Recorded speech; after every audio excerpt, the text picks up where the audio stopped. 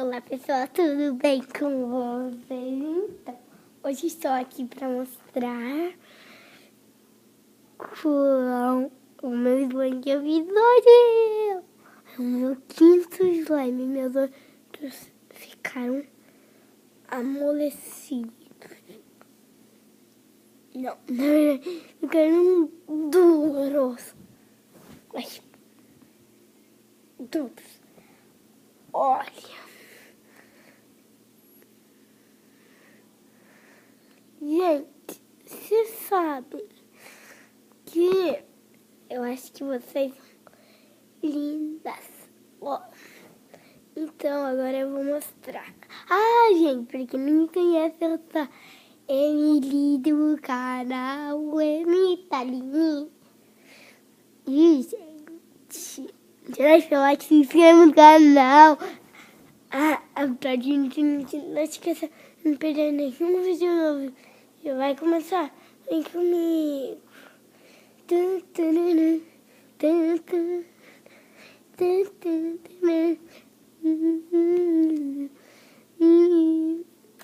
Vamos, gente.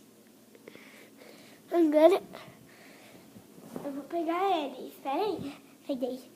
Olha o potinho que eu coloquei. Paçoquinha. Quem gosta de paçoquinha? Eu amo.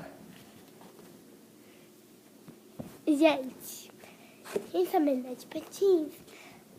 Eu vou um dia mostrar eu andando de patins.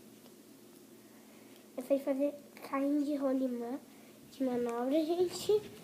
E também uma manobra que eu não sei. Não sei como é o nome, sabe? Aí, olha. Esse foi o meu slime. Tá cheio. Eu vou abrir ele. Ai, gente, sim. Gente, quem gosta de brincar de slime? Eu amo. Olha isso daqui. Olha que bonito. Gente, o slime que eu fiz hoje é lindo, né? Ó, ótimo, né? Ó, lindo, né? Gente, é muito legal a brincadeira. Então, gente, tchau, tchau. Tchau, tchau. Gente, eu tô falando tchau, tchau antes de falar a nossa slide.